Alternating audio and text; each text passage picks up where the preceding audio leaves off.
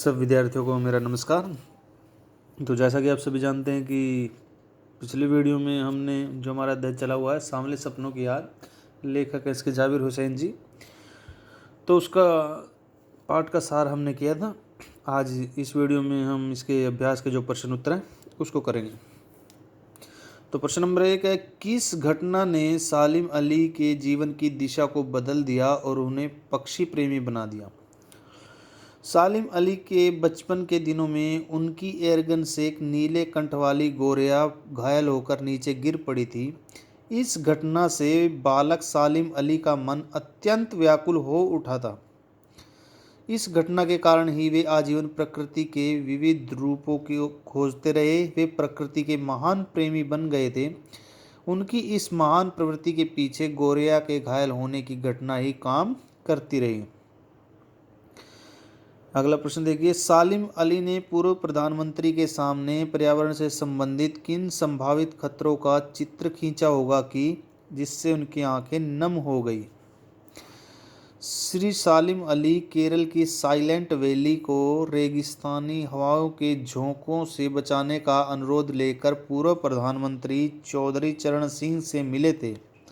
उन्होंने बताया होगा कि रेगिस्तानी हवाओं के कारण केरल की हरी भरी एकांत घाटी नष्ट हो जाएगी, वहाँ का वातावरण शुष्क हो जाएगा। रेगिस्तानी हवाएं अपने साथ रेत के कण लेकर आएंगी और वहाँ शुद्ध पर्यावरण को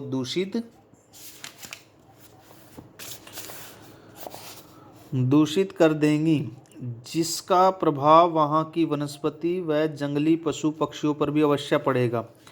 वहाँ की धरती बंजर होने का खतरा बढ़ जाएगा। इन सब संभावित खतरों को सुनकर तत्कालीन प्रधानमंत्री चौधरी चरण सिंह की आंखें नम हो गई थी।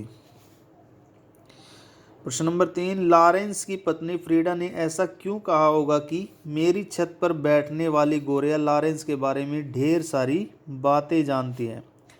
लॉरेंस एक महान प्रकृति प्रेमी थे। उनकी मृत्यु के पश्चात लोगों ने उनकी पत्नी फ्रीडा लॉरेंस से अनुरोध किया कि वह अपने पति के विषय में कुछ लिखे।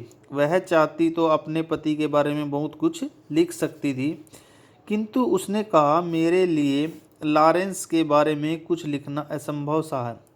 हाँ, मेरी छत पर बैठने वाली गोरिया लॉरेंस के बारे में ढेर सारी बातें जानती है, मुझसे भी ज़्यादा जानती है। उसने ऐसा इसलिए कहा होगा क्योंकि श्री लॉरेंस प्रतिदिन बहुत सा समय गोरिया के साथ बिताते होंगे, या गोरिया उन्हें काम करते देखती रहती होगी। कहने का भाव है कि श्री लॉरेंस पक्षियों की संगति में रहते होंगे। हास्य स्पष्ट कीजिए। वो लॉरेंस की तरह नैसर्गिक जिंदगी का प्रतिरूप बन गए थे। इस पंक्ति के माध्यम से लेखक ने श्री सालिम अली की सहज एवं स्वाभाविक जीवन पर प्रकाश डालने का सफल प्रयास किया है। श्री लॉरेंस एक अंग्रेज विद्वान थे जो प्रकृति के साहचर्य साथ में रहते हुए अपना स्वाभाविक जीवन व्यतीत करते थे। श्री सालिम अली भी प्रकृति के समीप रहते हुए अपना स्वाभाविक जीवन जीने वाले महान व्यक्ति थे। कोई अपने जिस्म की हरारत और दिल की धड़कन देकर भी उसे लौटाना चाहे तो वह पक्षी अपने सपनों के गीत दोबारा कैसे गा सकेगा? लेखक ने यह पंक्ति श्री सालिम अली की मृत्यु के विषय में लिखी है। उसका कहना है कि एक बार यदि कोई व्यक्ति मर जाए तो उसका पुनः जीवित होना असंभव है। भले ही कोई अपने शरीर की गर्मी तथा अपने दिल की धड़कन देकर भी उसे करना चाहे तो वह कभी पुनर्जीवित नहीं हो सकता। जैसे कि मरा हुआ पक्षी सभी प्रयास करने पर भी अपने सपनों के गीत पुनः नहीं गा सकता, वैसे ही सालिम अली साहब भी मृत्यु के पश्चात हमारे लाख प्रयासों के बावजूद भी इस दुनिया में पुनः नहीं लौट सकते। सालिम अली प्रकृति की दुनिया में एक टापू बनने की बजाय अथाह सागर बनकर उभरे थे। इस पंक्ति में लेखक ने श्री सालिम अली के प्रकृति संबंधी विशाल एवं अथाह ज्ञान पर प्रकाश डाला है।